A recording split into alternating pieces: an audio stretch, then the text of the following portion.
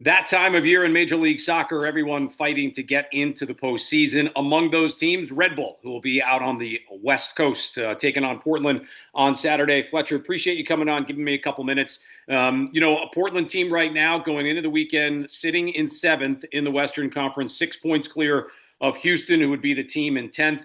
Not a team that we see because of the unique nature of obviously the schedule in Major League Soccer. It's been several years since Red Bull has been out in Portland to take on the Timbers. Give me a little bit of maybe a state of where things sit right now with just a few games left.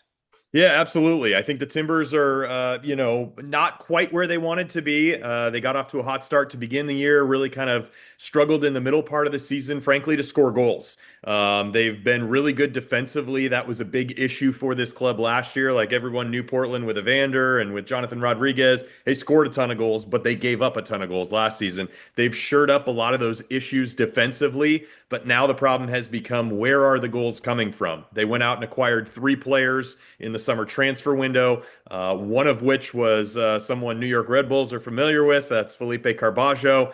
He unfortunately tore his ACL in the last match, so he's out for the remainder of the year. But they're hoping that the other players that they brought in will be able to do some work offensively and help this team rediscover their offensive rhythm. Yeah, really, really bad to hear about Felipe. Good dude, and would wish him nothing, obviously, but success with you guys moving forward. Looking at where the team has been recently, you said got off to a hot start, and I think that was one of the early surprises in the league.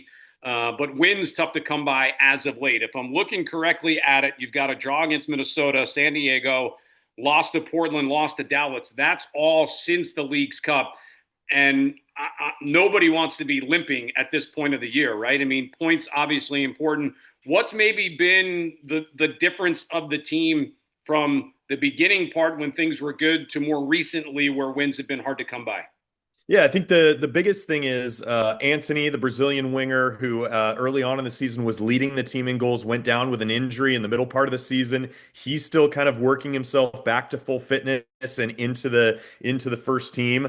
So they haven't been able to rely on his speed and pace on the wing. And then introducing the new players into the fold as well. Christopher Velda, Madi Rojas are players that they expect to contribute in a big way inside the attack, and they just haven't quite integrated into the squad yet in the way that they want. Now, they've only had a couple games since the summer transfer window closed.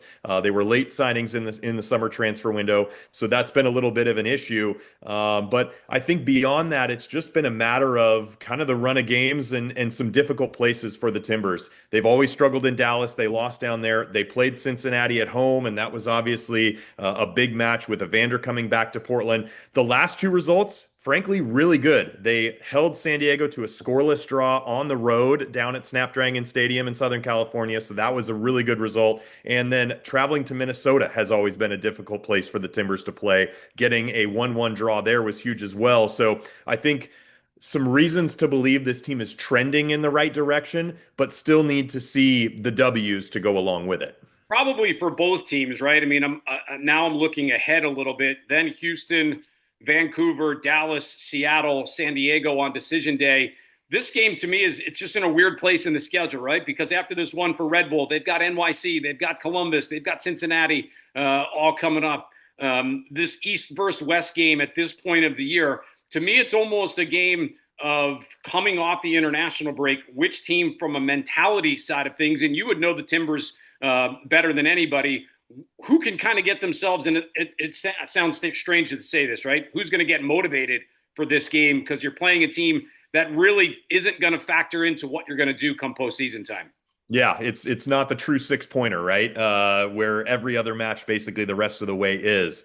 I think that Portland, I would feel much differently if this game was in New York. I think having it be at Providence Park, I think the Timbers have the opportunity to really play well in this match. And it is a must win for the Timbers, most certainly.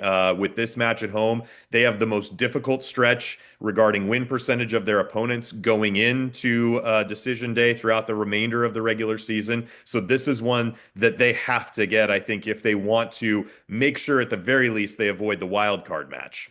One of my favorite places on the road trips that we always get to go to, Timbers, Army, Portland, the stadium, it all just sits so well right in downtown Portland. The atmosphere, again, not having been there, I think going back to maybe 2019 was the last time Red Bull was there. Still the same kind of vibe when you walk into the stadium?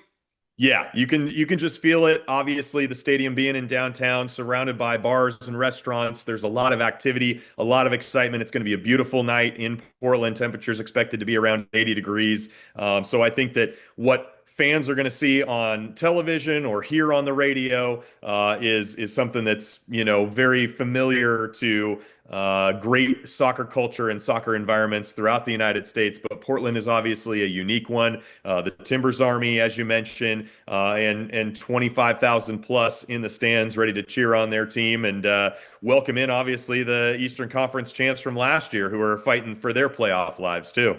Fletcher, appreciate you giving me a couple minutes. I'll look forward to seeing you in about 48 hours from now. Yeah, sounds great, Matt. Appreciate it.